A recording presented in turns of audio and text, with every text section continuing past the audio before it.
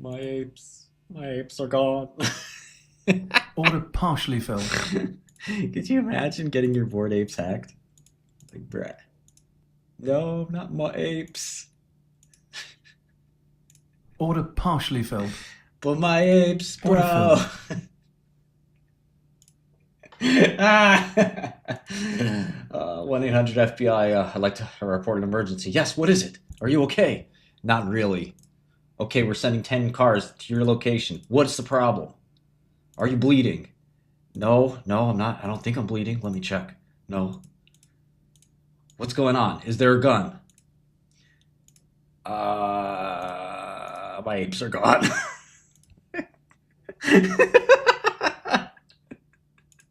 My fucking ape's gone, bro. Order filled. Send the paramedics. Absolute last question for you, Martin, and then I just want you to give us the Godel pitch. Here's the question. Meta, Google, Amazon, Nvidia, Tesla, Microsoft, Apple. If you have to pick one Mag 7 over the next decade, what is the one you go long on? And you can't own the other 6. Okay, so definitely not Apple. Probably not Google. I want to put Meta and Nvidia on the maybe side. Probably not Amazon. Do I got them all? Microsoft. Probably not Microsoft. So it's between Meta and Nvidia. Nvidia. So you have a lot of respect for Zucks. I do.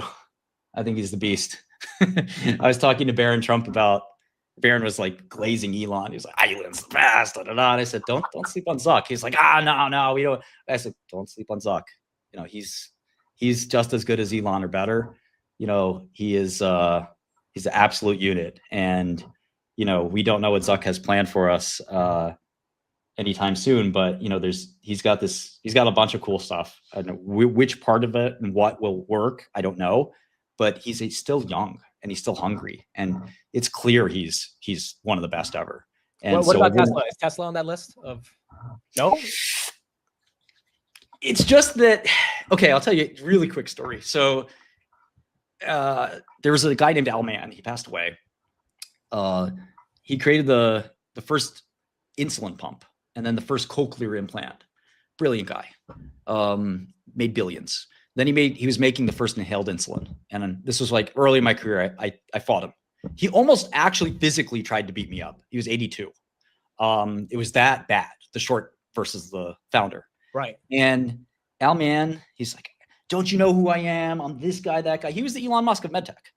And his last gasp was to do inhaled insulin. He was wrong. I was right. I took him down. He forever blamed me for beating his company up and defeating it. He died having wasted his last few billions on the stream. In the scheme of things, the guy was a brilliant guy and a wonderful guy. But he also, you know, for whatever reason, decided to put all of his money behind a bad idea. I can't for certain say if Elon's going to be right or wrong. And that's the mystery of the markets, right? Right. You know, on one hand, I think he's probably going to be right. But on the other hand, NVIDIA gets paid if he's right. And NVIDIA kind of gets paid no matter what. So we don't know. You just don't know if you're about to be the next Al Mann. There are people that their first company works, the second company works, third company works, fourth company makes them broke. It happens all the time. I'm not saying that's going to happen to Elon. I think he's great, but I don't know him. I don't sit down with him every day. I don't know what he's doing day to day. I don't know if he's lost his mind or not. No clue. Do you? No. We don't know.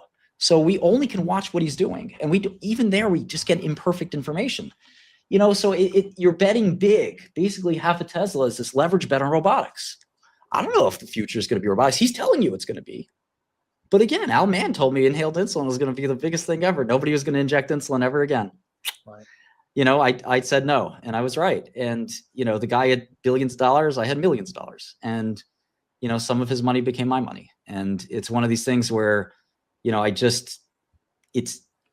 just because there's a big upside potential risk doesn't mean you have to take it. You know, you can still respect. I mean, he's probably going to do it. But I'd like to, if I can get my cake and eat it too. So if I can see the robots coming out, right, and the revenues grow, and then I can buy, and it's the price, if the market blesses me by giving me the opportunity to still buy at a good price, then I'm all in. Right. But, you know, sometimes the market, Mr. Market, shouts at you a really good price. And sometimes he doesn't. I may never get that chance on Tesla. But the stars just might align where the robots, like, let's say people start losing faith in us, the robots aren't coming. Fuck the robot. And Tesla revenue's down for the auto, and there's a big crisis. He's got a margin call, whatever it is. And you could buy Tesla for 10 times earnings in a recession. And then you see that the robots are coming and you see it is real. Then you go all in. Right. So like now this price at this risk profile, I still would be long, but in that panoply of companies, maybe NVIDIA better. Right. Maybe I'd say Tesla's number 3. So I put NVIDIA, Meta and then Tesla, and then maybe Microsoft, and then Amazon, and then Apple. But we'll see. It's hard to tell. These are the most looked at stocks in the world, and you can sort of basically assume that their valuations are relatively right. Right.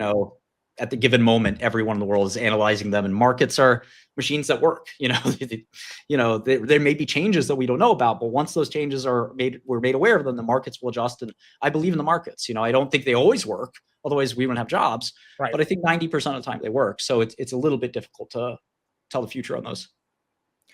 Martin, we really appreciate your time. There's Martin's Twitter. I mean, my audience has absolutely loved this and enjoyed it. Thanks so much. If I can plug my thing real quick. Yeah. So this is what I'm gonna do. So Godel. So I'm gonna be honest. I still pay for this every month, but I don't use it, and that's more of a me thing. I just like force of habit. I haven't been using it, but I saw it in January. It's a Bloomberg terminal competitor, and I've been familiar with your brand, so I paid for it, and I just need to start using it a lot more. What is it? Why are you trying to compete against Bloomberg? And you went through some stuff over the past decade, went to prison, came back. Why is this the next big idea? Yeah. So I've been involved in financial software my whole life. I actually was a software guy for most of my life before I did pharma very seriously. I was a programmer growing up. I love software. So if you know the Bloomberg terminal, it's really efficient. It is hard to use and hard to learn. The average person doesn't know how to use a Bloomberg terminal, but we made a backwards compatible version. So if you know Bloomberg, you know Godel. And if you learn Godel, you learn Bloomberg. Right. So the key to it is pressing the button on top of your tab, the backtick button. Yeah. So when you press that button, we actually made this thing so you're not supposed to use your mouse. So just throw your mouse away. And now hit the backtick and type PLTR and hit enter. And that's sort of how it works. Now type HDS and hit enter. You used your mouse. You're right. I did. Those are the holders. Press escape twice. Wow. Now type N. That's news, right? Yeah. And hit enter. Yeah. This is the most comprehensive news. No ads in the news. No ads anywhere on our platform. The most comprehensive news. In fact, there are more stories on our platform than there are on Bloomberg, which is something that we worked really hard to get. So it's not quite Bloomberg yet, but it is also 95% cheaper than Bloomberg. So, I always wondered why Bloomberg was so expensive. And, I love programming. And I also think that one of the biggest things that's problem out there is that nobody can quantitatively invest. And I kind of want to build that for people. I also have a lot of social features in there. So there's chat rooms and all kinds of stuff that's fun. So, Robin just got out of the hood was a funny one. How are you able to charge $60 a month for this? Like, that seems pretty cheap. Well, it's also free. So you can actually just mess around with it for free. And that's something a lot of people don't know. And we have thousands and thousands of users, tens of thousands of users. And we still haven't even publicly announced it. So I haven't tweeted about it yet. So it's still kind of like early days and under wraps. And we're going to hopefully we're adding bonds to it. We're adding, it's going to be the full feature of Bloomberg. I'm ready to take them down. I just honestly hate Bloomberg. They banned me from their product. I was a user since I was 17. They're a very political organization. They have a news team that hates me. It's become personal, for whatever reason. This is personal.